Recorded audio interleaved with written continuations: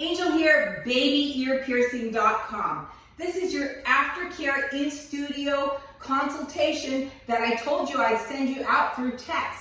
So here it is. This is designed for language, reference, and consistency. So we're all on the same page and everyone gets the same information. Okay, so you will be cleaning the ears twice a day starting tomorrow for 6 to 8 weeks. After the 6 to 8 weeks, do not just stop cleaning the piercing. Clean the piercing daily, though you can change the way that you clean. You can simplify to a sea salt solution or a soap and water daily in the bath or shower. But I'd like you to check and clean the ears for the next several years. Everyone heals at different amounts of time. And also if there's a jewelry change, I want to make sure that you're watching it to make sure that that aftercare healing is a success, that it's going well. Okay, so keep an eye on that ear piercing, and the hygiene is very important for the next several years. Okay, in your aftercare kit, you will get a detailed aftercare sheet. The detailed aftercare sheet tells you the difference from infection and irritation. It also gives you the regular indications of a new ear piercing, as well as suggestions and solutions for minor ear piercing aftercare related issues. If you think you're having an aftercare related issue, review the aftercare sheet. If you cannot find your suggestion or solution, feel free to text me anytime. Additionally, on here is the jewelry and studio policy. So go ahead and check that out. In your aftercare kit, you will also get a quick reference card. The quick reference card tells you in a word or a few your aftercare procedure order. There's a procedure 1 and a procedure 2. Procedure 1 works best in the bath or shower or with running water, though it doesn't have to be the first of your day. So if you bathe at night or shower at night, then go ahead, that's when you do procedure 1. Okay, and then procedure 2, the other time of the day. Your recipe to your sea salt solution, which is predominantly used for aftercare cleaning techniques, is running along the top of your card. In your aftercare kit, you'll also get some type of spring, bottled, filtered, or purified water. So you will get that. I will give you an 8-ounce applicator bottle. This is to make your sea salt solution. I will give you 2 ounces of sea salt. That makes 2 gallons of finished solution.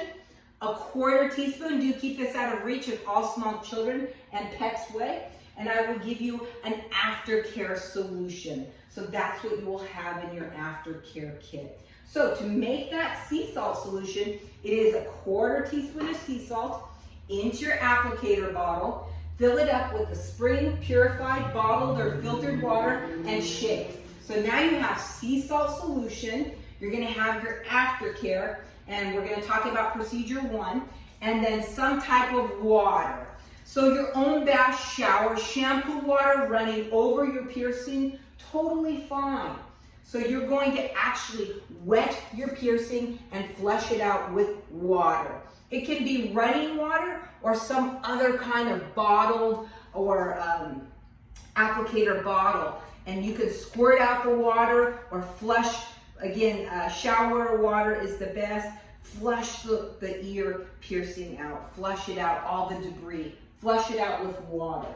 Next, sea salt solution. Flush the ear. You do not have to use the whole bottle every time. You can use just a little, okay? A few ounces. So flush the piercing out with sea salt solution. Next, sparingly apply your aftercare solution to the front and back of the ear. This one in particular is not actually a foaming product. It's just a faux foaming pump. So I just need a drop drizzle on the front and back of the ear. I just need liquid on the front and back of the ear. Next, very important, you will grasp, rotate the piercing. Compress the back of the piercing. Compress. That's adding circulation to the area and working out any debris or dead cell waste or fluid that might be entrapped in the skin in that area. Rinse with water, flush once again with your water and with your sea salt solution once again. I'm going to go back to the grasp, rotate, and compression area. The reason why is this is where aftercare procedures can go wrong. If the piercing is not prepared, is not soaked, flushed out, and it is then rotated, this can have adverse reactions to the ear piercing, okay? It can actually lead to a piercing the healing being unsuccessful. It is imperative that you soak the piercing before moving, okay? So someone that's not soaking or flushing sufficiently and then they're moving, probably then isn't going to compress the ear as well. And the ear's gonna be somewhat sore, and work into that in the course of the next week to 2 weeks to getting that compression up. Give the ear some days to calm down.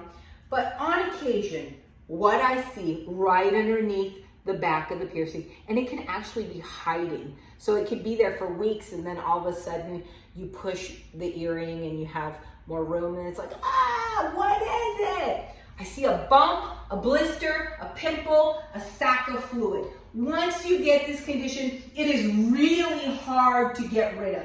There is no medical name for it, though you could see a physician and they can give you an ointment to dry out the area, but it's not a long-term solution for improper aftercare. So it is imperative that you clean the piercing properly. If you happen to get that bump, I call it Angel's backpack. It's on the back of the ear of your little angel. There is a recipe, a remedy on your aftercare sheet. It's called emergency. Go ahead and start on that and then give me a text. Sometimes it may be something else, can be the cause, but infection is so rare, I almost want to say it's non-existent. Okay, so on occasion, a physician may say, oh, it's infected. Sometimes that physician is just starting out and they haven't seen this condition. But you know, you can always see your piercing-friendly physician for that cream ointment to dry it out, because it's all about healing, but we want to get you into the proper aftercare. For your other cleaning, the other time of the day, you will love it. It is easy. It is this. Drop, front and back, and sparingly front and back. That's it. No wiping, no wetting, no turning. Just put the solutions on there, okay? We're gonna get into how the jewelry works. Jewelry is long and wiggly. It actually wiggles, okay? And there are a few different backings, but I actually prefer this flat clasp backing or friction backing for cleanliness. A covered backing on occasion can hold in dead cell waste and bacteria. Normally, if you purchase a covered backing from me, I'll give you an extra so you can clean that, okay? So you can change that backing and soak it. But this is the backing that I use. There is a notch inscribed on the back of the post. If you listen, that's where the backing sits. Generally, it doesn't move up on itself tighter or come off, and it can't be too loose because it would just come off. So generally it stays there, though you can itch it out. Shirts on and off of the head, wide mesh woolly sweaters, crochet knit blankets, rough housing. If something gets pulled out, find it. Wash a piece, wash your hands, reinstall. Make sure that the back is snappy. If it is not, replace as soon as possible, and do clean the ear appropriately. What's very safe is to act like it's pierced all over again and clean for that 6 to 8 weeks to avoid any later delayed complications that can be common with piercings.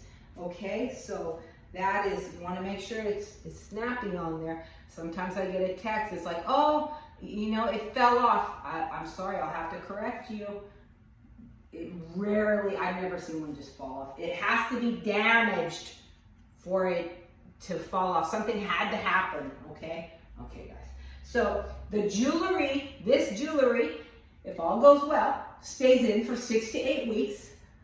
Okay, then you can change it for fashion or fun, but leaving something in the ear all times for 1 year. Even after 1 year, if you take the piercing out overnight for a short while, even 5 minutes, the piercing can begin to shrink and act closed.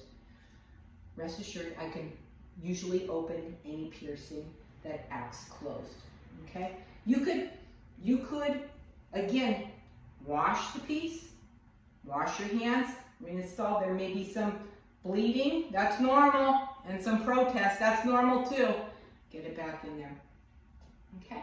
So that concludes the aftercare, though I will tell you, if you're just watching this, I would be cleaning the ears next, drawing dots on each ear. Naturally, everyone has a high ear and a low ear, a thick ear and a thin ear. You and I, are looking for the best position on each ear. Now, if we were trying to do these even, this would be very low on the ear, this would be high. We're looking for the best position, the best flow on each ear. So you'll be helping me out. When we go to the procedure area, there is no touching, no leaning on the stations, no video or photography in that area. But the procedure chair is yours and the bench chairs are all yours. Very great. I wish you the very best success with healing in your life. Thank you for coming into babyearpiercing.com.